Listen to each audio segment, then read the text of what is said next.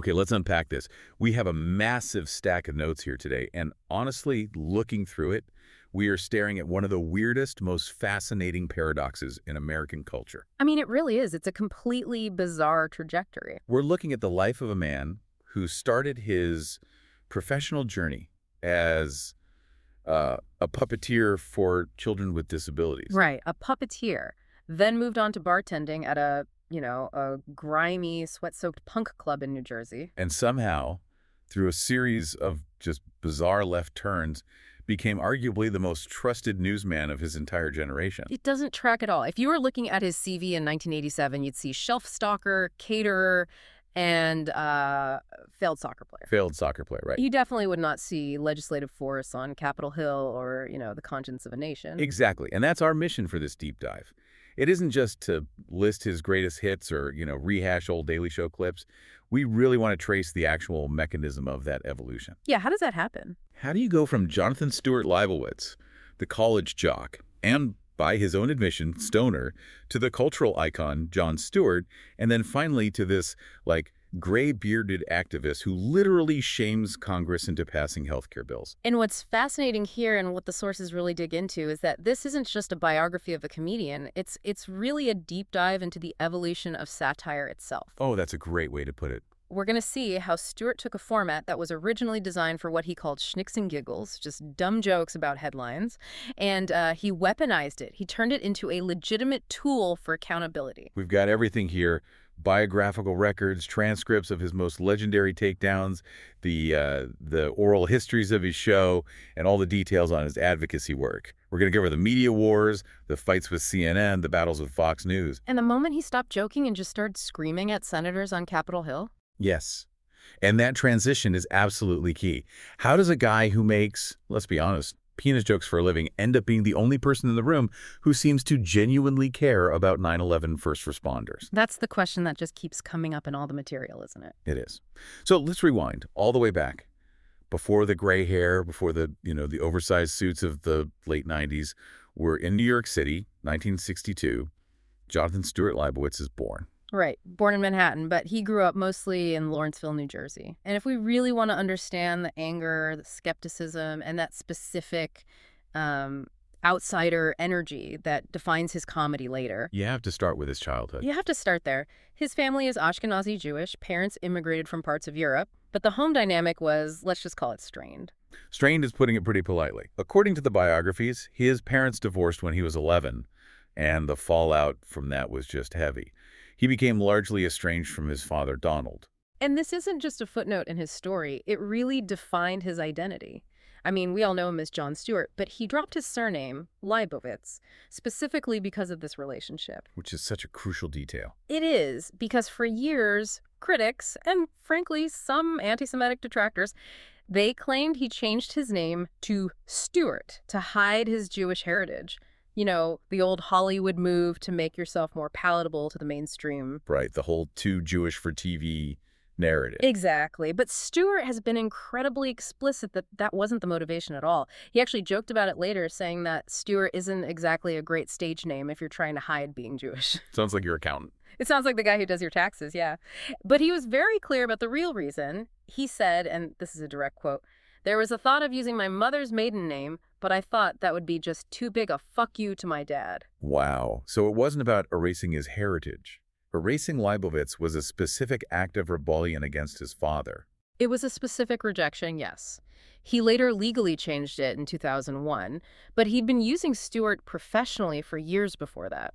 And it's interesting, despite the name change and describing himself later as irreligious, his Jewish identity was absolutely central to his growing up. He's talked about that. Yeah, he talked about experiencing anti-Semitism and bullying as a child in New Jersey. Which usually builds a pretty thick skin. You learn how to deflect, how to use words as a shield. Or you learn how to attack back verbally.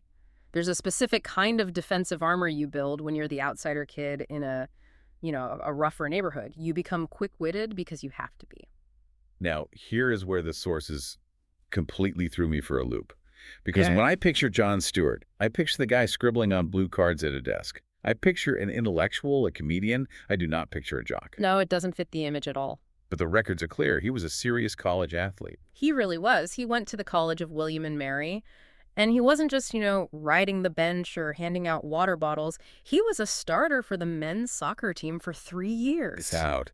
A starter. Do we have stats on this? We do. He scored 10 goals and had 12 assists. In college soccer, especially back then, that is significant production. And the way his coach, a guy named Albert, described him is just perfect. What did he say?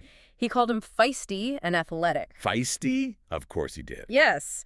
And Albert explicitly noted that Jon wasn't the most technical player. He wasn't winning on finesse or, beautiful footwork. He was a grinder. He was a grinder, but he could make things happen through sheer will and aggression. That one adjective, feisty, I feel like that has followed him his entire life.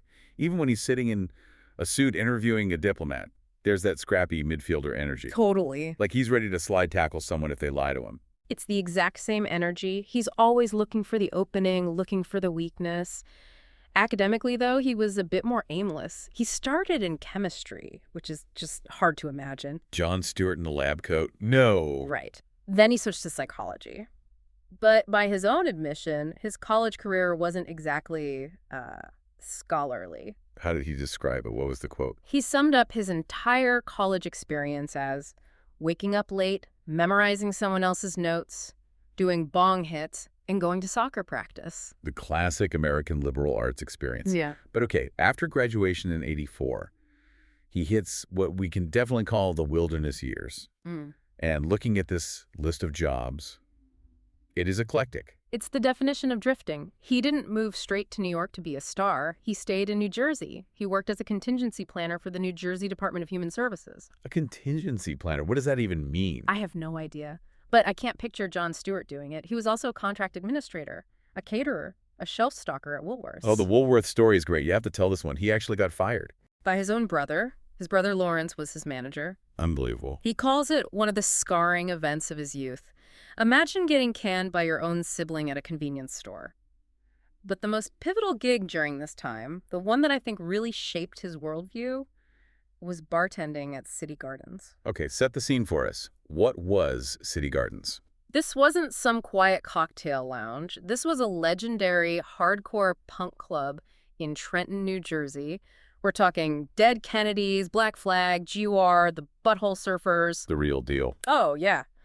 And Stewart is there behind the bar pouring cheap beer for mohawked kids and, giant bouncers. I can only imagine the characters he met there, the things he must have heard. Well, and that's the point. He said later that finding City Gardens was the moment he realized, quote, oh, maybe I'm not a giant weirdo. He found his people. He found a place full of creative misfits. It gave him a sense that there were other people out there with that same yearning for something different, something that was against the grain. So the punk club gave him the confidence to stop stocking shelves and finally start telling jokes. It feels like his comedy has always had that punk ethos, anti-authoritarian, just cutting through the BS. Exactly. He found his tribe, and it gave him the confidence to finally try comedy for real. He moved to New York in 1986, but, and this is very relatable for anyone who's ever tried something creative, he was too scared to actually get on stage for a whole year. He just circled the drain, just thinking about it. Just worked up the nerve, worked in restaurants, hung around. Finally, in 1987, he made his debut at the bitter end, and then he became a regular at the Comedy Cellar. But he was the guy in the 2 a.m. slot. The graveyard shift. Yeah. You're performing for, 3 drunks and the waitstaff who just want to go home. That's where you earn your stripes. That's where you learn or you die. He spent 2 years there just developing his style, and you can see the influences in the early stuff. George Carlin, Lenny Bruce, Woody Allen, Richard Pryor. The Mount Rushmore of stand-up. You can see the DNA of all those guys in his work. The deconstruction of language, the deep skepticism of authority, and slowly, very slowly, it started to click. And then television started calling. Yeah. But not The Daily Show yet. This is early 90s MTV. We're talking short attention span theater. And you wrote it, you watch it, little hosting bugs. But the big break, or what seemed like the big break, was the Jon Stewart Show in 1993. Right, on MTV. It started on MTV and was actually huge. I mean, it had the second highest ratings on the entire network, right behind Beavis and Butthead. Which in 1993 was the absolute cultural peak. Yeah. Being second to Beavis and Butthead meant you had made it. It really did. And the show was great. It was loose, it was chaotic, it was fun. But then the industry tried to mold him into something he wasn't. They tried to make him mainstream. They syndicated the show for late night to compete directly with Leno and Letterman, and that, well, it didn't go well. The format just didn't translate. It got canceled in 1995. A tough public failure. It was, but it put him on the radar of the big networks. In fact, and people forget this, but he was a finalist to replace David Letterman on NBC. The job that went to Conan O'Brien. The very same. For a moment there, Stewart was almost Letterman. He was also widely speculated to be the guy to replace Tom Snyder on The Late Late Show. He was basically the perennial next guy up for a few years. And while he was waiting for that next big gig, he did some acting. We have to mention the acting career. It is a mixed bag, to be charitable. Oh, come on. He was the enhancement smoker in Half-Baked. That is an iconic cameo. Did you ever see the back of a $20 bill on weed? Yes, it's a classic stoner comedy line. But he was also in Mixed Nuts, which was a notorious box office bomb. And Big Daddy with Adam Sandler. Where he played the roommate, right? I love that he joked later that he had to sleep with Sandler to get that role. And let's not forget Death to Smoochie. Please, let's try to forget Death to Smoochie. He certainly hasn't forgotten it. He makes fun of his role in that flop constantly. But all of this, the stand-up, the failed talk shows, the questionable acting gigs, it was all leading to one specific date, January 11th, 1999. The day he took over The Daily Show.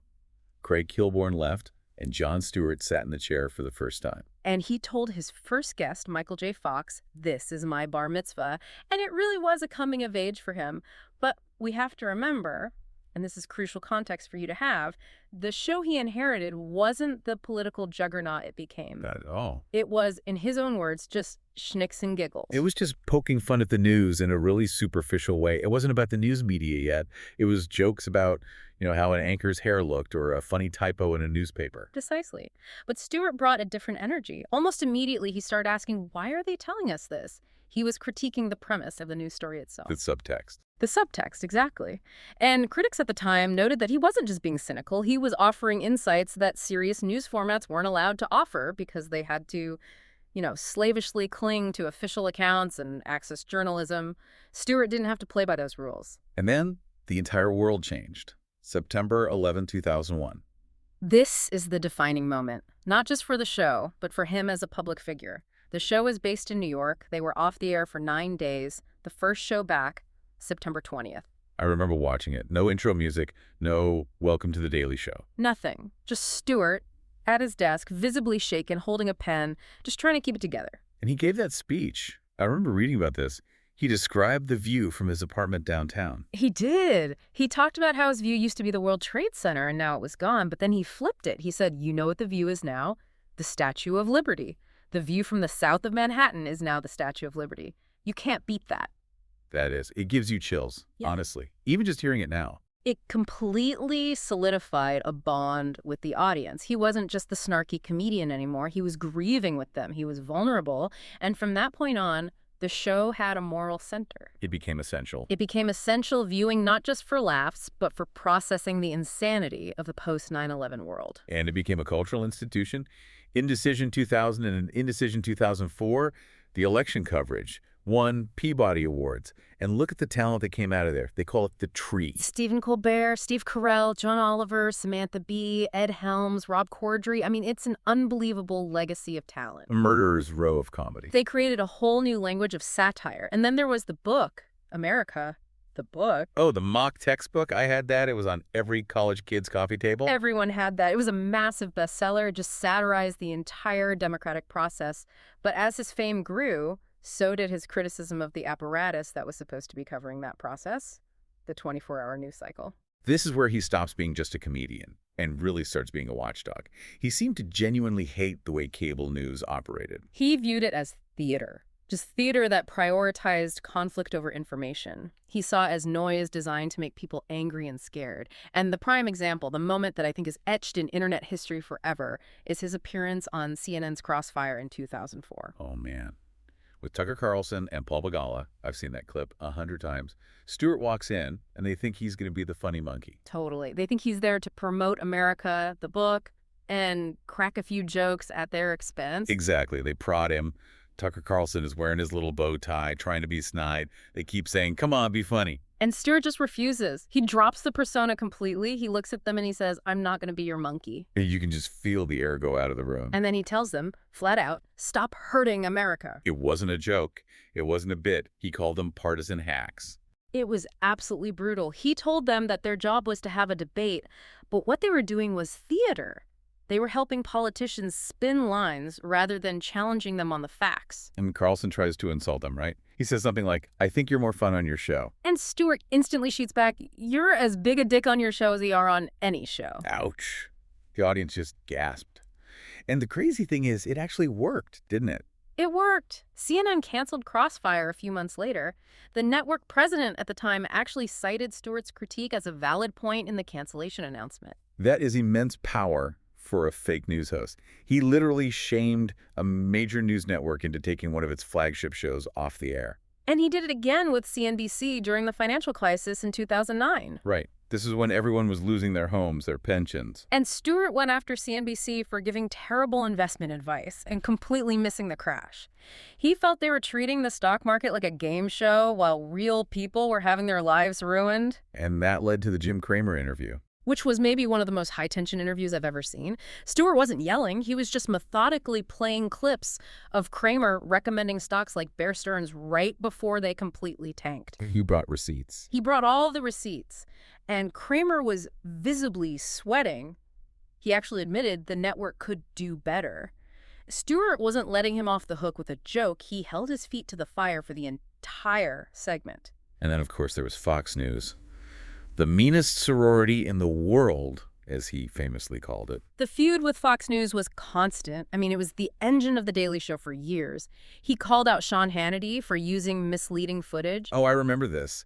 Hannity had used video of a massive protest from a different day to make a much smaller protest look huge. And Stewart just caught him red-handed. Hannity actually had to apologize on air, which is incredibly rare. He also went after Gretchen Carlson in a really interesting way. He did. He criticized the elitist narrative Fox was pushing. He pointed out that Gretchen Carlson was a Stanford graduate, a classically trained violinist, just a brilliant woman, but on air she would dumb herself down.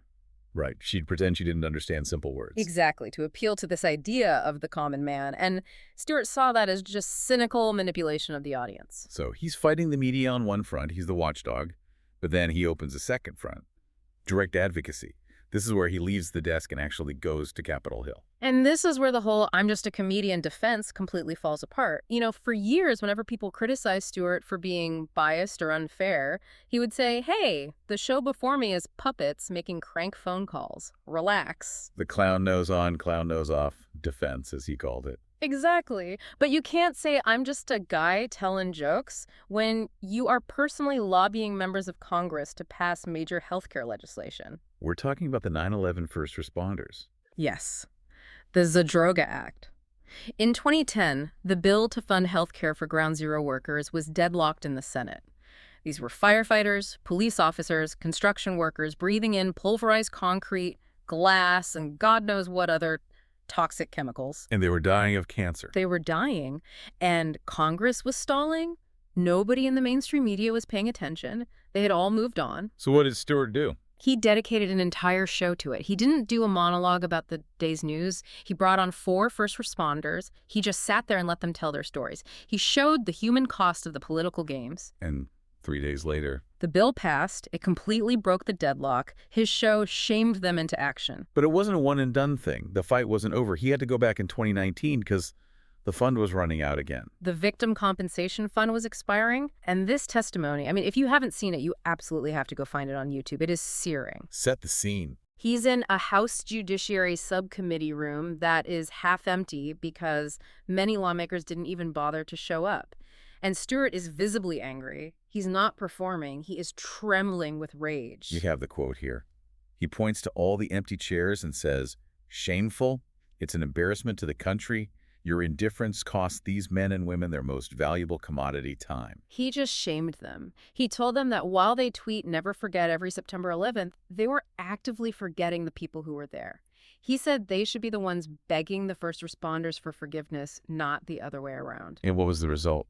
The Senate passed the bill 97-2. It virtually funded their health care for the rest of their lives. He didn't just support the bill, he dragged it kicking and screaming across the finish line. It's incredible. And then he did it again for the veterans with the Passy-T Act in 2022. This was for veterans exposed to toxic burn pits in Iraq and Afghanistan. Soldiers who lived next to these massive open-air pits where the military burned everything: plastic, medical waste, jet fuel. And they came home with these rare cancers and respiratory illnesses. Right, and the bill to help them got blocked by Republicans over a budget dispute. Stewart just went scorched earth. He was holding press conferences on the steps of Capitol Hill. He was shouting into the microphones, veins bulging in his nose. I am not used to cruelty. That was a line that stuck with me from that. He said, "I am used to the lies, I'm used to the hypocrisy, but I am not used to cruelty." He framed it not as a political issue, but as a basic moral test that Congress was failing in front of the whole world. And again, it worked. The Passy-T Acts passed. It did. And at the signing ceremony, President Biden literally leaned over to Stewart and said, "We owe you big, man. We owe you big." That is just wild. A comedian getting a "we owe you" from the President of the United States for passing a war veterans bill. It connects right back to that paradox we started with. The outsider, the punk bartender, the fake news guy. He became the ultimate insider, but purely in terms of his impact. He achieved more legislative success than most actual senators do in their entire careers. So let's talk about life after The Daily Show. He left the big chair in 2015. Trevor Noah took over. What did Stewart do? Did he just go sit on a beach somewhere? Not exactly his style. He did try to find some peace, though. He bought a farm. A farm? In New Jersey, I assume? Of course, in New Jersey. Mufflehead Farm. He and his wife operated as a sanctuary for abused animals. They later expanded it to a 45-acre sanctuary. Wait, really? Like for rescued farm animals? Yes. He actually went vegetarian and then fully vegan for ethical reasons connected to the sanctuary. The Jersey punk bartender who played a stoner in Half-Baked is now a vegan animal sanctuary owner. I love this character arc. It is so wonderfully unexpected. He also took up drumming. He said he needed something to provide structure to his day after leaving the daily grind of the show, so he was just banging on drums in his basement. But he couldn't stay away from the camera forever. He directed a couple of movies. Rosewater in 2014, which was a very serious drama about Maziar Bahari, a journalist who was imprisoned in Iran. A real passion project for him. And then Irresistible in 2020, a political satire starring Steve Carell. But his big return to the host's chair was The Problem with Jon Stewart on Apple TV Plus Pond. I watched that. It felt heavier. It was a different kind of show. It wasn't about the daily headlines. It was serious, single-topic deep dives. Gun control, the stock market, racism. But it only lasted for 2 seasons, and the reason why it ended is very interesting, especially considering his history of media criticism. It was canceled due to creative differences with the Apple executives. Specifically, the sources say the disagreements were about planned coverage of China and artificial intelligence. Ah, so the corporate overlords finally stepped in. It certainly seems that way. Stewart wanted to do episodes that were critical of China's government and the potential dangers of AI, and Apple, a company with massive business interests in both of those areas, allegedly pushed back. And Stewart walked. He chose to walk away rather than be censored. It just proves he hasn't lost that feisty independent streak. Which brings us to 2024. In an election year that felt incredibly unstable and chaotic, Jon Stewart returned to The Daily Show. Just on Mondays, like a visiting professor. Mondays and as an executive producer for the rest of the week, but it showed that he just couldn't stay on the sidelines. The political climate was just too tumultuous. He felt he needed to be back in the fight. And clearly the audience needed him. The ratings spiked immediately. There's a certain comfort in seeing him back at that desk, cutting through the noise. So what does this all mean? When you zoom out, we've traced this guy from a New Jersey soccer field to a punk club to the most important anchor desk in political comedy to the halls of Congress. I think Stewart represents a new kind of public figure. He's often described by his peers and by critics as a modern-day Will Rogers, or even an Edward R. Murrow. Murrow is a heavy comparison. I mean, that's the gold standard of broadcast journalism. It is. But think about it. Murrow took on McCarthyism when nobody else in the media had the courage to do it.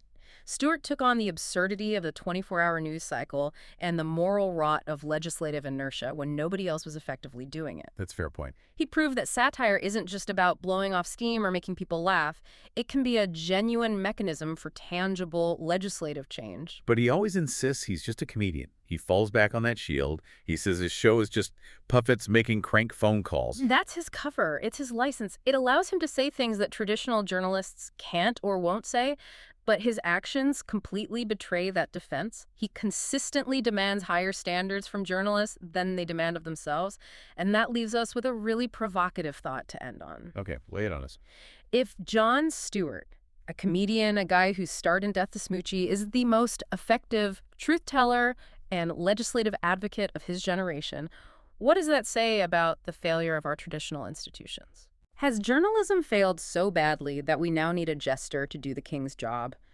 And looking forward, considering his clash with a corporate behemoth like Apple, where does a truly independent voice like his even fit in a modern world where a handful of tech giants control all the microphones? That is something to chew on. From the Punk Club to the Pacey Tea Act, it's been a hell of a ride.